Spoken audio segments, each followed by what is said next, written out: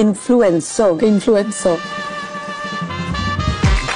अगर आप मेरी पर्सनल सजेशन ले तो मैं तो यही चीज़ कहूँगा कि right now is not a good time to switch. बहुत ज़्यादा रीजंस है। सबसे पहला तो ये है कि जिस तरह से पहले बहुत ज़्यादा लोगों को मल्टीपल ऑफर लेटर्स मिल रहे थे, उस लेवल के मल्टीपल ऑफर लेटर अभी नहीं मिल रहे।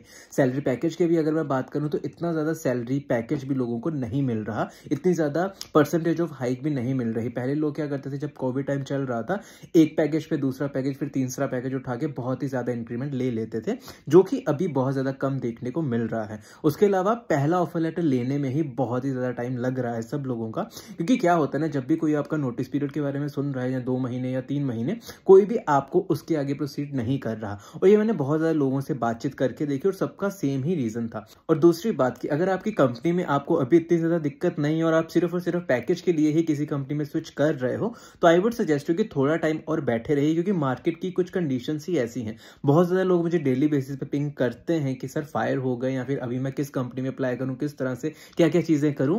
और मैं आपको कह रहा हूं बहुत ही ज़्यादा लोग फायर हो रहे हैं। इंटरनल साइलेंस फायरिंग बहुत ज़्यादा चल रही है बहुत ज़्यादा कंपनीज में।